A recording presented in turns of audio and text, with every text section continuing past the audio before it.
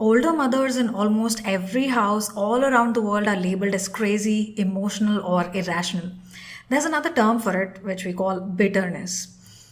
It is a side effect that happens to a lot of moms when they endure prolonged periods of being disrespected, ignored, and underappreciated. Let's talk about what makes a mother turn bitter slowly over the years.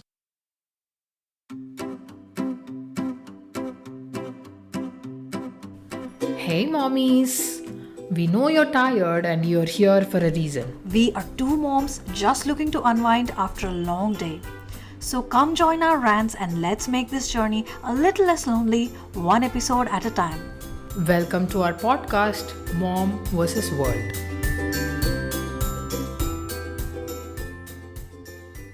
Last week my husband had a fever. He came up to me and told me that he was not well. And my instant reaction was, I also have a cold, but I'm still working. And then he just left and he came back after a while. Like, why did you react that way? I really felt bad. That's when I just paused for a minute and gave it a thought. Why was I so rude? That is not me. If it was him, if I was not well, he would have definitely asked me to rest or some kind of empathy, right? But I was very mean. I thought that was not right. But as I thought deeper about why I behaved that way, that's when I realized after becoming a mother, I slowly started becoming a bit mean or rude or bitter. Maybe it's because of the overwhelming chores that we have, the unexpected workload that we have now. Maybe we never receive any kind of instant rewards or recognition for the work we do. Maybe that is just sitting in my head somewhere and that's coming out in this way, right? True. I'm pretty sure I can remember a lot of instances where I was rude to my husband when it was totally uncalled for. Yeah, imagine if in our 30s we became this mean people. Imagine how we would react in our 50s or 60s, right? Yeah, that would just keep multiplying. Yeah. We remember our mom being in a bad mood or irritable most of the time. I mean, we just think mom's in a bad mood, so that's just how it is sometimes, and we just move on. Yeah, I remember once I met mom's friend who was telling me how different our mom was before she got married. She was this funny, kind, soft spoken, and a very clever woman. But we see very less of that side of mom, right? True. I don't think I've ever categorized our mom into a certain personality, which is really weird because we do that for everybody else, for dad or anybody else in the family. But whenever I would describe mom, I would always refer to how she was with us or with dad, but nothing about herself that is not related to our family. It's almost as if her life has no meaning without us. I feel like she herself made it seem that way, but I guess, yeah, in this episode, we uncover why it's not entirely her fault. Of course, it's not her fault. I've recently came across this research which happened on older couples, and the stats said that between older couples, when the wife dies, the husband almost dies within the next few years. Okay. But when the husband dies, the wife lives much longer. Well, that's enlightening, isn't it? Yeah, it says a lot, right?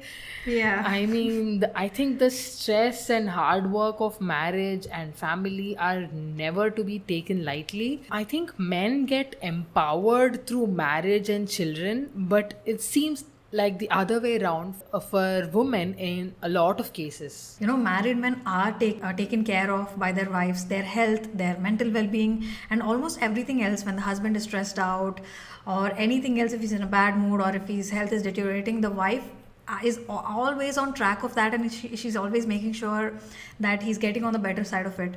And obviously the same way the children are taken care of as well. So somehow it is assumed that women take care of themselves because they're so good at it. Yeah. But I don't think it's really that case, Yeah, right? they never take care Yeah. of themselves. And they also get ignored by everyone else because it's assumed that she's probably taking care of herself. If you think about it, even when a woman gets married, The in-laws worry about how she is performing as a new member of the family, True. but they rarely ever think about how she's going to be taken care of as a new member of the family. True, and it's always presumed that women getting married is equivalent to giving her a life. Like, remember those old movies where the man says, I will marry you, and the woman is like, okay, thanks, you gave me Yeah. life. Yeah, Right? yeah, yeah. But in reality, she is the one who's giving life to a new family. I have a friend, and when I say friend, I mean our age, who actually said that about a girl that Is he's it? been seeing. Yes. Unbelievable. Yeah, I mean, in families like that, the typical dynamic is that we constantly ignore our own responsibilities in the house. When we were kids, we didn't really take care of, we worked, we did chores, but then we are so used to our moms reminding us and nagging us to make the bare minimum effort around the house. When we feel like she's overwhelmed, we just ask her to stop making effort, as if all the effort she's been putting didn't matter at all. That now makes me angry. I know. That, in fact, twists the reality into making everyone believe that even doing the most basic things around the house is like some kind of a favor to the mom. Yeah. And so that leads to her having that feeling of thankfulness for even little things that the family members do that shouldn't fall on her in the first place. Absolutely. Whatever she does, it seems like it's her choice, as if she's doing it out of the love for the craft of motherhood. It doesn't count as responsibility in the eyes of other people in the family. And obviously, it doesn't hold that much value as well. And so we just tend to take advantage of that mom's selfless nature to nurture and care and provide unconditionally, regardless of how she's being treated. Bad behavior towards mom is just absorbed by her, and it's never expressed, barely ever expressed. And it's almost as if there is little to no consequences for treating a mother badly in the house. That's true. It's the maximum consequence the family members get is maybe a harsh remark or a bad Yeah. mood. Yeah, Which, oh, now we have to deal with her yeah. bad mood. That's the worst that could happen. Yeah, that's the worst thing. Like, it's not like it's very rare that a mom just gets angry and leaves everything and goes off, right? Of course not, yeah. Yeah, that reminds me of this movie, The Great Indian Kitchen, or Mrs. in Bollywood. Yeah, If yeah, you yeah. notice the lead character in the movie, she is happy in the beginning after getting married, even if the workload is much higher than she expected. She was fine. She was smiling and she was doing her best, giving her best. But as the time progresses, her interests, her likes, her dislikes, everything get ignored one by one. She gradually becomes a bitter person. She stops smiling at the beginning. She starts complaining. She throws tantrums. It just gradually increases until she reaches that breaking point where she just leaves everything, everyone, and goes off. So, what I mean to say is, this didn't happen in one day. This is a prolonged period of ignoring her likes, her dislikes, her ambitions, her hobbies, where she finally just left everything. I think maybe the new wives generally don't anticipate this, because there is this push in society that women can do it all, they can endure anything, because women in history have endured everything. So they probably don't see it coming, right? They just expect so much from themselves, and they don't know how much and how deeply it's going to affect them in the future. Yeah, the woman usually has this constant emotional burden keeping track of everyone's needs, likes, dislikes, health, and whatnot. Yeah. In the process, she forgets her dreams, her personality, her ambitions, and finally, she won't be able to identify herself without her family anymore, like you said earlier. Yeah, that's how we see our mom, right? Yeah. I think at some point, moms just stop smiling from the inside. You just become less kind in your words. You become different. Yeah, and the behavior changes. You are so used to that drill, and you just keep going like a robot. Nothing excites you. You look forward to nothing. That's true, yeah. And as you age, you start to sound less intelligent and less relevant when you're talking to your kids.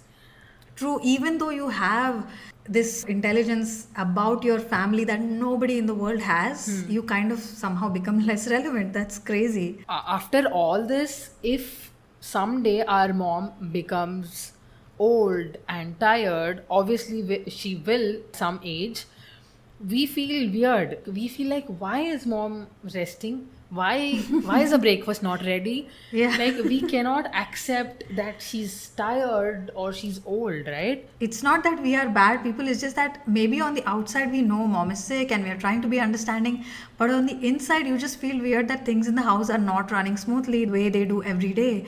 We just cannot seem to accept that moms can fall sick. They are people, and it's crazy to realize that that's what you're used to, and you cannot accept your mom as any other state. Yeah, you always expect your mom to be this strong pillar of the family, and Yeah, that never breaks. yeah, and you cannot accept that she's old. Yeah. Eventually, when the children grow up and they no longer need her in the way they did earlier, imagine how empty that feels. True. And I think that emptiness turns into different kinds of reactions like irritability, this frequent complaining, passing passive aggressive remarks on everybody.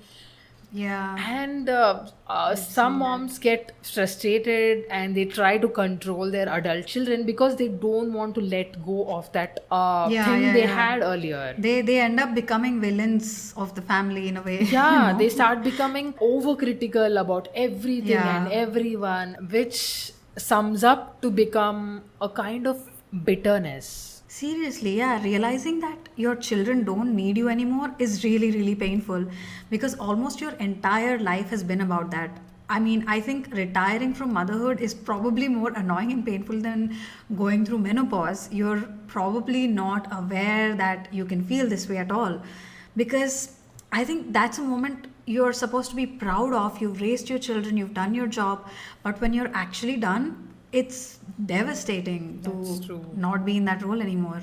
Yeah, it sure must be.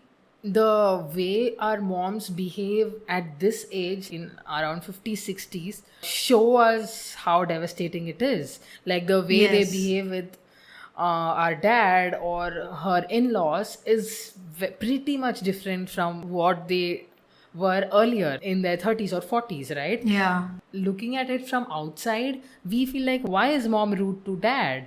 Or why is mom rude to grandmom? But it is just years and years of pent up emotions that is making her behave like that. You know, she doesn't like that behavior. She's not happy with that behavior, but it just comes out in that way. And because she's not happy with that behavior, she ends up hating herself even more. Yeah, these feelings are not easy to handle. If you think about depression, to avoid that feeling, you make yourself numb. I think this works in a similar way. You're just numb to most of it. All your smiles and laughter will only be on the surface. Eventually, the only way you interact with most people in your life is that I have to kind of way. It just sneaks up on you and sneaks into every aspect of your life. Every task or event you attend, all of it just becomes something you just have to do without choice. Everything will either be to please your guests or maintain relationships for the sake of family, keeping up with the outside world, or to make sure your children make the right choices. Maybe at some point you won't be able to list a single thing that you do for yourself. If by any chance some moms realize what is happening to them, and if they want to get out of it in some way, maybe if they attempt to do something for themselves. Imagine a mom liking dancing when she was young. She wants to get back to some hobbies or interests of hers. If she take up a dance class, she would be labeled as selfish. Even at 50, you're still leaving some house chores or some time at home and going to do something for yourself, right? Even that time, people won't forget people. Family will be like, why are you doing this? What are you getting out of it, or something like that? Yeah, remember that one time when we were yelling at our mom for going to that kitty party when we were there that day? and she Oh chose to go yeah, anyway. that's true. That's true. We visited her with our kids and she had that kitty party that day, and we were like, why did you have to go today, like out of all the days? Yeah, like how dare you go to a party and Yeah, abandon that's your how, children? yeah, that's how we treat her, right? Yeah, I So can't bad. believe we did that to her. That's I true. really hope we are Yeah. not on the other end of it in the future. We just can't accept that mom is doing something for Yeah, herself. like how can mom be anything else other than being a Who's mom? just a mom? Like she's also human. Yeah, the world never fails to notice those things. That just you're just selfish if you care about yourself, if you do something that is other than the basic necessities. Yeah. I think when moms start to think about themselves, everyone will be ready to point fingers at how she's ignoring her family at even at that point. Yeah, how many 50-year-old women do you know who just go on trips or Yeah, vacations, right? seriously. But Rarely ever yeah, happens. rarely. Even if she wants to go, she will be like, what will my husband eat? Who will take care of the house? Who will take care of the family? Even at Yeah. 50, 60. I don't think that thought will even enter her mind. I don't think moms will even think about going on a Yeah, trip. and but on the other hand, there are so many men who are free after retirement who go out with their friends, their colleagues, go on trips and outings and parties, whatnot. The definition of insanity, is to do something repeatedly and then expect there to be a different result. Now, imagine everything that we've talked about in this episode. Imagine all this weight on you just growing and growing and growing, and you think that things are going to get better, and it doesn't. It just drives you crazy, and the moment you start reacting to this, the moment you start to have any reactions to it, you're labeled as crazy, you're labeled as this irrational person, and you just get blamed for your behavior and everything else that you are basically. I know we've used the word bitterness a lot in this episode, but I'll say one last thing. Yeah. I think bitterness is the weight of disappointment, resentment, loss of enthusiasm in life, lack of respect, care, and support over long, long, long periods of time. That's what it is. Yeah, well said. I think to sum this episode up, this isn't about labeling moms as difficult. It's about understanding that this bitterness is usually pain that hasn't found a voice. If we can hear that hurt underneath that bitterness, there is still a chance to heal those relationships with your moms. And for today's new moms, let's not allow this to happen to us. Let's never put up with disrespect, never allow anyone to take us for granted starting from now. Maybe we can start with simple things like dividing chores amongst everyone in the family. It's okay to make children do some housework, there's nothing wrong in it. It's an important life skill that might come handy to them in the future. And don't forget to make time and space for yourself every now and then. All of this helps your family understand the importance of the work that you put in for them and that it cannot be taken lightly. Please don't guilt yourself for going on those vacations and parties once in a while. Don't lose that beautiful self of yours. I really hope we could resonate with you because every feeling is valid in motherhood. If you enjoyed this episode, please follow us for more such content.